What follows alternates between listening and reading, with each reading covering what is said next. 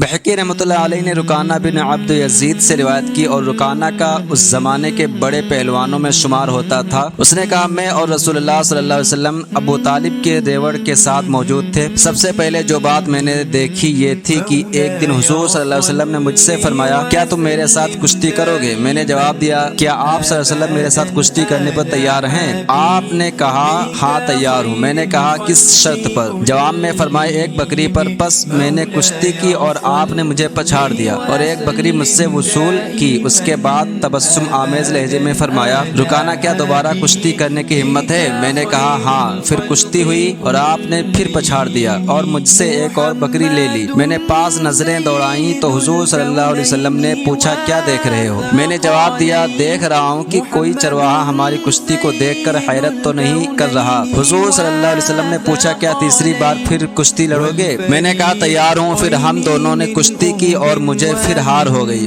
اور مجھ کو تیسری بکری اور دینی پڑی۔ اب میں اپنی کمتری کے احساس اور بکریوں کے مزید نقصان کی بنا پر فکر مند ہو کر بیٹھ گیا۔ حضور صلی اللہ علیہ وسلم نے پوچھا رکانہ کیا بات ہے؟ میں نے جواب دیا مجھے اس بات کی فکر ہے کہ عبد یزید اپنے باپ سے کیا کہوں گا کہ 3 بکریاں آپ کو دے چکا ہوں، اور مزید فکر یہ ہے کہ میرا گمان تھا کہ میں قریش میں سب سے زیادہ قوی ہوں۔ میرے جواب میں آپ صلی اللہ علیہ وسلم نے فرمایا کیا تم چوتھی بار مقابلہ کی ہمت کرو گے؟ میں نے عرض کیا نہیں اب بے سود ہے۔ اس پر آپ صلی اللہ علیہ وسلم نے کہا میں تیری 3 بکریاں لوٹا دیتا ہوں۔ پھر آپ صلی اللہ علیہ وسلم نے میری بکریاں واپس کر دیں۔ اس کے بعد آپ نے بحکم خداوندی نبوت کا اعلان فرمایا جس کو سن کر میں حاضر ہوا اور حلقہ اسلام میں داخل ہو گیا، اور میرے دل میں یہ بات بیٹھ گئی کہ اس دن مسلسل میری ہار ایسی عظیم اور برگزیدہ ہستی کے مقابلے پر یقینی اور ناگزیر تھی۔